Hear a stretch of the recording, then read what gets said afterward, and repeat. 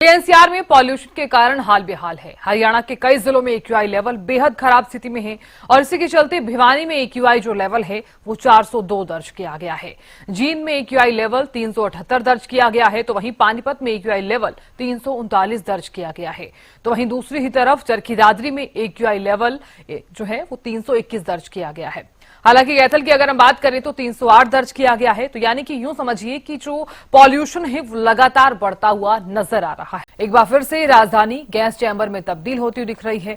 जैसे जैसे सर्दी बढ़ रही है उसी तेजी के साथ प्रदूषण का स्तर भी बढ़ता जा रहा है। हालात इतने खराब हो गए हैं कि एक बार फिर से दिल्ली एनसीआर में पाबंदियों का दौर लौट चुका है।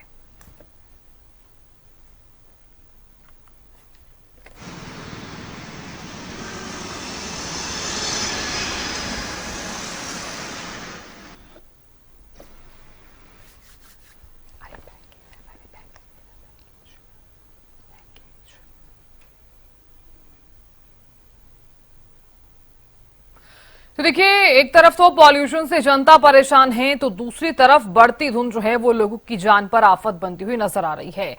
पॉल्यूशन है, धुंध है और इसी के चलते जिस तरह से आप भी देख रहे होंगे कि लोग काफी ज्यादा परेशान भी नजर आ रहे हैं, क्योंकि बढ़ता पॉल्यूशन लोगों के लिए हानिकारक साबित हो रहा है। लोगों को सांस लेने में दिक्कत हो रही है और इसी के साथ ही आंखों में जलन हो रही है, वाहन चलाने में भी काफी ज्यादा दिक्कत हो रही है।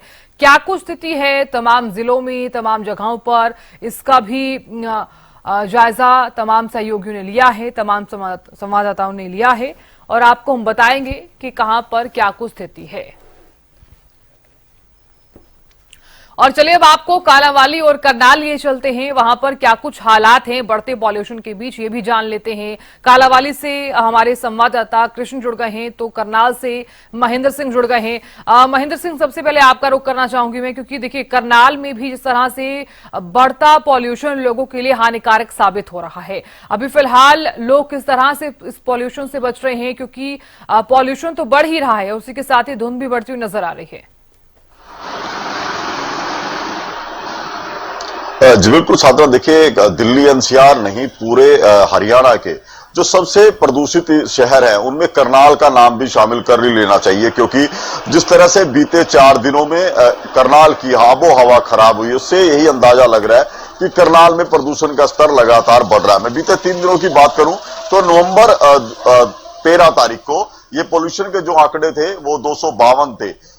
14 नवंबर को एक्यूआई लेवल 274 था और 15 नवंबर को 275 एक्यूआई लेवल दर्ज किया गया था। लेकिन आज की बात करें तो सुबह 7 बजे जो एक्यूआई लेवल है करनाल जिले का वो 317 है। तो आप अंदाजा लगा सकते हैं कि किस तरह से इन आंकड़ों के अनुसार लगातार करनाल में प्रदूषण का जो स्तर है वो लगातार बढ़ता जा रहा है। और प्रदूषण के साथ साथ जिस तरह से अब धुंध छाने लगी है, ये दोहरी मार पड़ रही है। एक तरफ प्रदूषण है, दूसरी तरफ कोहरा है और इस कोहरे में स्मॉग का भी असर है, क्योंकि जो धुआं और धूल आसमान में चढ़ी थी वो अब धुंध के साथ है। तो ऐसे में लोगों को दोहरी मार जो है झेलनी पड़ रही है प्रदूषण के साथ साथ धुंध की। और क्या कुछ असर है, आप मेरे पीछे देख सकते हैं कि विजिबिलिटी जो है बिल्कुल खराब हो चुकी है। विजिबिलिटी चाहे वो धुंध की वजह से कहें, चाहे वो प्रदूषण की वजह से कहें, वो विजिबिलिटी बिल्कुल प्रभावित हुई है। आप देख सकते हैं कि वाहन चालकों को सुबह के समय लाइटें जो हेडलाइट जलाकर वो चलना पड़ रहा है और ये साफ संकेत दे रहा है कि एक और जहां करनाल की आबो हवा खराब है, वही मौसम के मिजाज भी जो है वो बेहद प्रतिकूल बने हुए हैं। और जिस तरह से डॉक्टर पहले बता चुके कि ये मौसम जो है छोटे बच्चों के लिए, बुजुर्गों के लिए और खासकर सांस के संबंधित रोगों के मरीजों के लिए बेहद घातक साबित हो सकता है, क्योंकि उनको कई तरह की समस्याएं होंगी। स्कूली बच्चे हैं जो सुबह स्कूल में जाते हैं, उनके लिए ये दिक्कत जो है आंखों में उनके असर कर सकती है। वहीं जो लोग दोपहिया वाहन चलाते हैं उनको आंखों में जलन की शिकायत हो सकती है और बुजुर्ग जिनको सांस लेने में तकलीफ है उनको सांस संबंधी जो परेशानियां है वो अधिक बढ़ सकती है। तो ऐसे में एक तरफ प्रदूषण को नियंत्रित करने के लिए ग्रैप 3 करनाल में लागू किया गया है, वही स्वास्थ्य विभाग की तरफ से भी एडवाइजरी जारी की गई है। डॉक्टरों ने हिदायत जारी की है कि इस प्रदूषण से निपटने के लिए वो जो आम लोग हैं वो आवश्यक कदम जो है जरूर उठाए। जी साधना। बिल्कुल महेंद्र, बने रहिए क्योंकि कालावाली से कृष्ण भी लगातार बने हुए हैं। कृष्ण, क्योंकि देखिए बढ़ता पॉल्यूशन लोगों के लिए अब हानिकारक साबित होता हुआ नजर आ रहा है, क्योंकि लोगों की आंखों में जलन हो रही है और साथ ही साथ स्किन इन्फेक्शन जैसी चीजें भी देखने को मिल रही हैं। अभी क्योंकि पंजाब से सटा हुआ इलाका है ये कालावाली, और वहां पर जिस तरह से कई मामले भी सामने आ चुके हैं पराली के, तो ऐसे में वहां पर कितना पॉल्यूशन जो है वो बढ़ता हुआ नजर आ रहा है और कितना AQI है आज का, और बढ़ते पॉल्यूशन के बीच में धुंध भी लगातार बढ़ती हुई नजर आ रही है।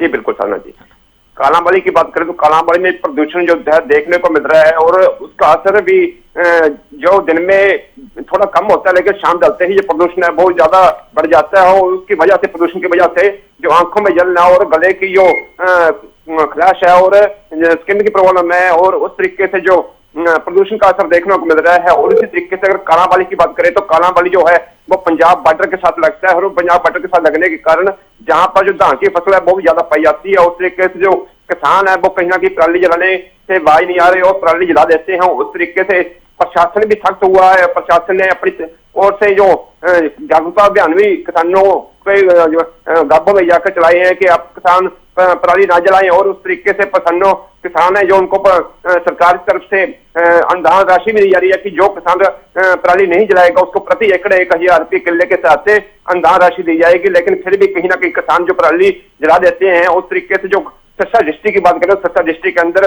अभी तक करीब 20-22 मामले से पाए गए हैं जिन किसानों ने पराली जलाई है। उस तरीके से अगर बात करें तो कल सिरसा के जो उपायुक्त हैं उन्होंने सख्त निर्देश दिए हैं कि जहां पर अभी धान की कटाई चल रही है या पराली जलाने का कार्य किया गया है, उस गांव के अंदर पटवारी और ग्राम सचिव सहित अन्य विभाग के अधिकारी उस गांव के अंदर रात को ठहरेंगे और जो पराली जलाएगा उस पर सख्त कार्रवाई करें और किसानों को जागरूक भी करें। बिल्कुल कृष्ण, देखिए क्योंकि जिस तरह से दिल्ली में भी बढ़ते पॉल्यूशन के बीच ग्रेप 3 भी लागू कर दिया गया है, तमाम दर्शकों को हम जिस तरह से जानकारी भी पहुंचा रहे हैं। कृष्ण, ऐसे में देखिए क्योंकि जिस तरह से पॉल्यूशन बढ़ता हुआ नजर आ रहा है, लोग किस तरह से खुद को सुरक्षित रख रहे हैं, इस बात पर भी चर्चा करना सबसे ज्यादा अहम हो जाता है कि लोग किस तरह से बचा रहे हैं खुद को। क्योंकि जिस तरह से मामले सामने आए हैं उतनी ही हम चीजें देख रहे हैं कि लोग बीमार भी ज्यादा पड़ रहे हैं। एक तरफ तो ठंड बढ़ती हुई नजर आ रही है, दूसरी तरफ पॉल्यूशन भी लगातार बढ़ता हुआ नजर आ रहा है।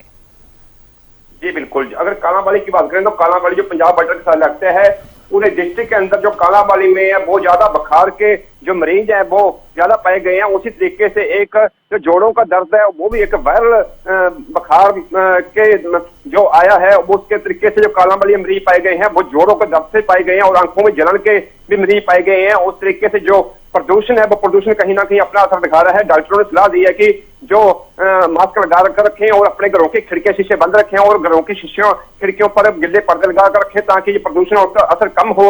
और अब उन्होंने सलाह दी है कि बच्चे और बूढ़े घरों से बाहर कम निकलें और उस तरीके से डॉक्टर की समय समय पर सलाह लें और जो भी अपने बचाव के लिए डॉक्टरों की सलाह लेकर दवाई का सेवन करें। उस तरीके से डॉक्टरों ने हिदायत दी है कि इस प्रदूषण में घरों से कम निकले और मास्क लगाकर निकले। बिल्कुल, बहुत शुक्रिया पूरी जानकारी देने के लिए और नजर बनाए रखने के लिए। महेंद्र सिंह, आपका भी बहुत बहुत शुक्रिया नजर बनाए रखने के लिए। तो बढ़ता पॉल्यूशन लोगों के लिए हानिकारक साबित हो रहा है और तमाम जिलों में भी जो हालात हैं वो बुरे नजर आ रहे हैं। और इधर हरियाणा की अगर हम बात करें तो हरियाणा में तो काफी जगह पर धुंध तो नजर आ ही रही है, लेकिन उसके साथ साथ पॉल्यूशन भी बढ़ता हुआ नजर आ रहा है।